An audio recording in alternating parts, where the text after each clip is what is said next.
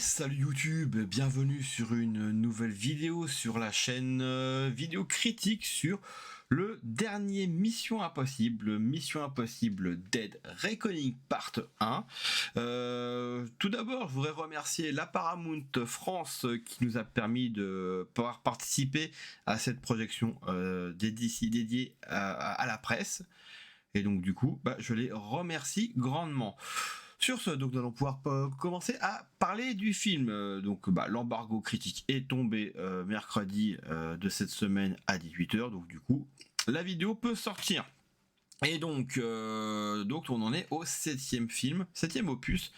On peut voir très clairement par rapport à la chronologie des films que en fait les trois premiers, je vais pas dire que c'est des stand-alone, mais presque. On pourrait carrément dire que c'est des stand-alone. On peut clairement dire qu'à partir du 4 jusqu'à donc ce 7e, et donc après par la suite la partie 2 qui sera donc le 8e, on rentre vraiment dans une logique de, pour une fois, depuis le 4, donc des choses de construit et d'élaboré sur une œuvre un peu comme on peut voir avec les Star Wars et les Harry Potter, pour ne citer que.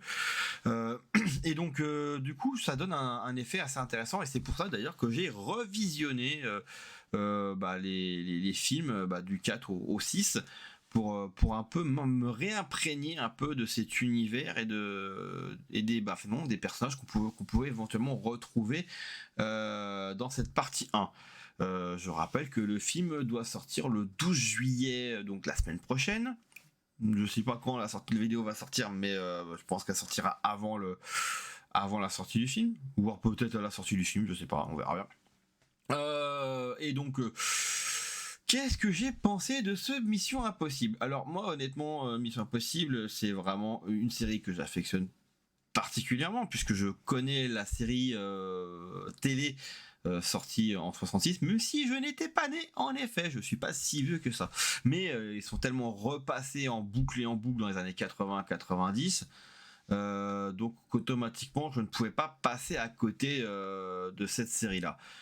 Évidemment que je ne pouvais clairement pas passer à côté du film Mission Impossible premier du nom, le deuxième, et ainsi de suite.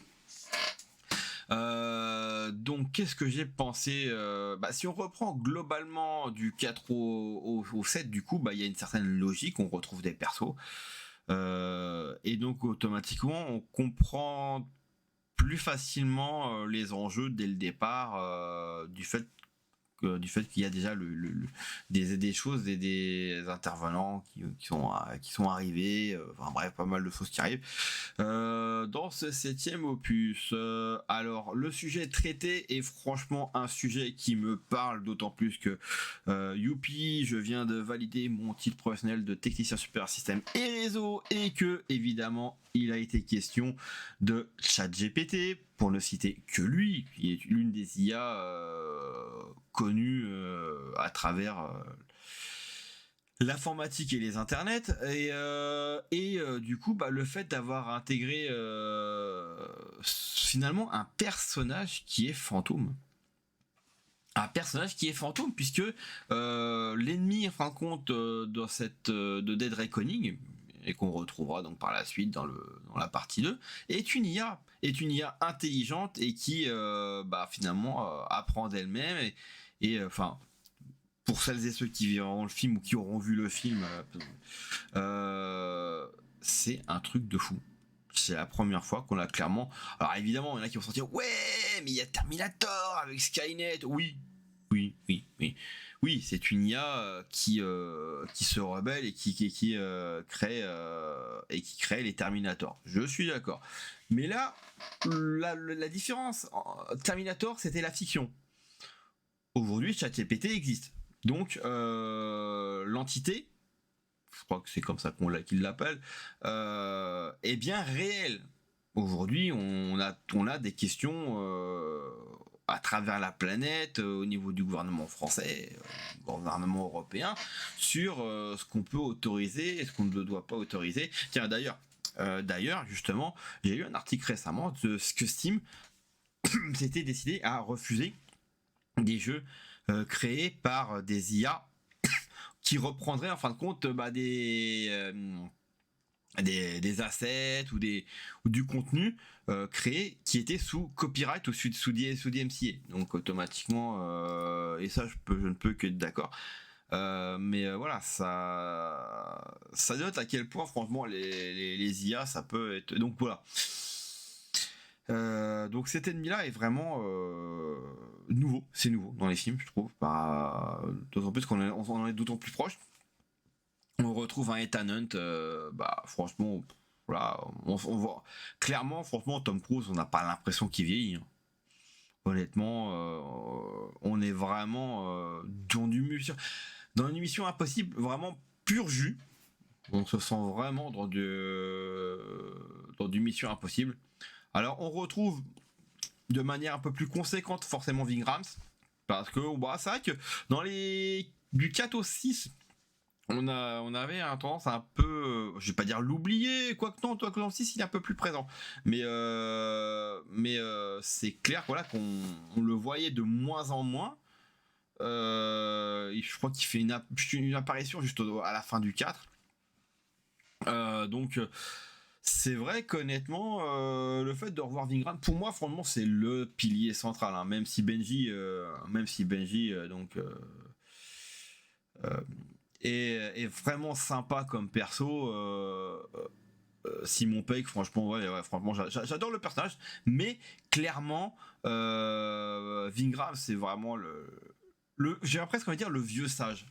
J'ai un peu vraiment le vieux sage et ça fait plaisir de le revoir un peu plus dans ce film.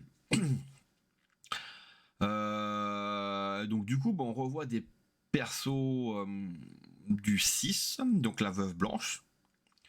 Alors, ce qui est marrant, c'est qu'on retrouve Kittredge. Pour ceux qui ont vu le tout premier, on voit clairement le clin d'œil, puisque on sait pour ceux qui ont vu le 1, que on dénonce Kittredge comme étant la taupe à l'IMF, alors qu'en fait non.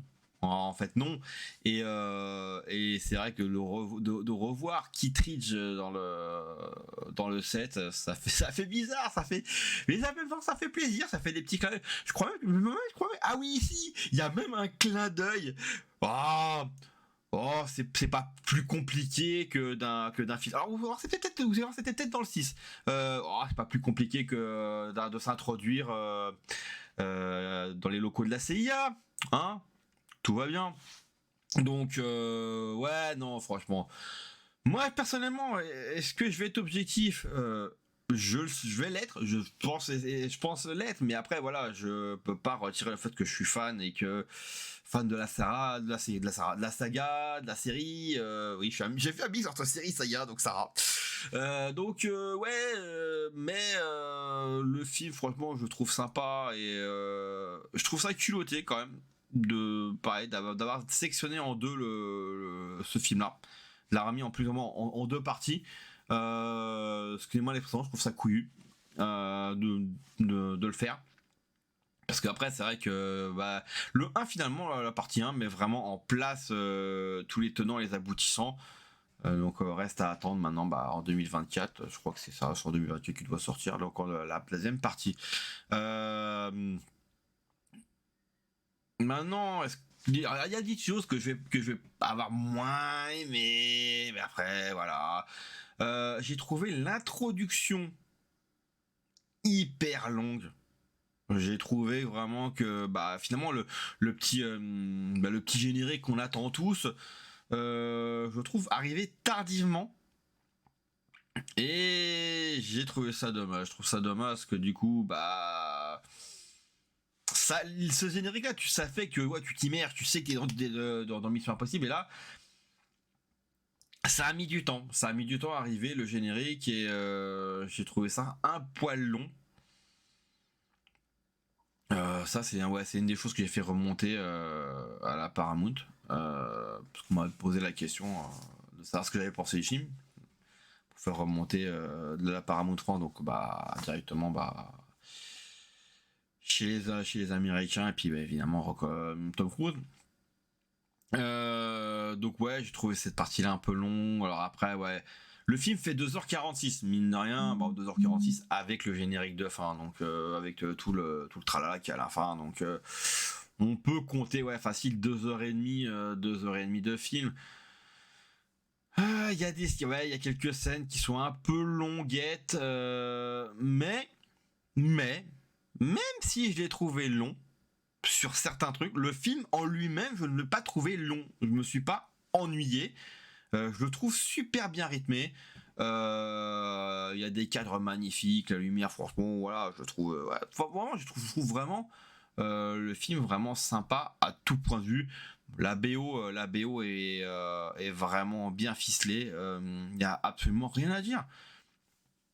J'ai envie de dire, voilà, les gens, si vous êtes fan de la série, de la saga des films, allez le voir. D'autant plus si vous avez vu du 4 au 6. On est clairement sur. Tom Cruise l'a dit, on est vraiment sur ce 7e et 8e film. On est sur la fin d'une ère, la fin d'une époque, et peut-être qu'après il y aura même plus de films Mission Impossible. Mais voilà, il veut aller au bout de son idée. Il veut aller au bout de son idée et je trouve que ouais, c'est cool, comme je dis, c'est cool de l'avoir fait en deux parties, de le faire, de l'avoir tourné comme il est. Alors évidemment, c'est toujours sympa quand on est français d'entendre des intervenants placer quelques mots français. On a même la chance et le privilège d'entendre Tom Cruise parler en français. Alors oui, c'est très, on sent bien que, mais on a le plaisir de l'entendre parler en français et c'est un petit bonbon qui se laisse déguster.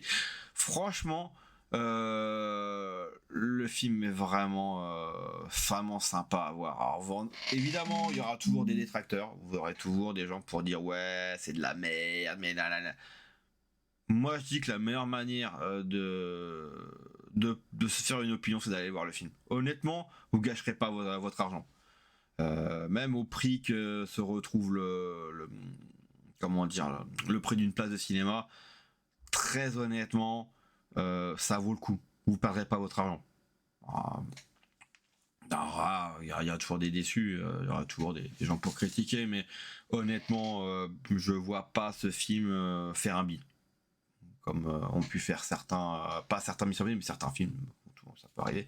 Mais non, ce film, franchement, je le vois pas bider, je le vois plutôt cartonner au box-office et à travers le monde, parce que en plus de ça, c'est un sujet sensible. On touche sur un sujet sensible et je trouve que voilà l'idée et puis même on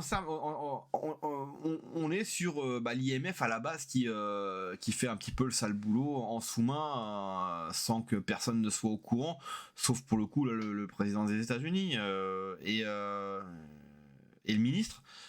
Mais du coup, on arrive à la fin d'une chose et on arrive vraiment sur ce qui peut-être effraie le plus notre monde à l'heure actuelle avec les IA. Donc, je vous invite vraiment à aller voir le film.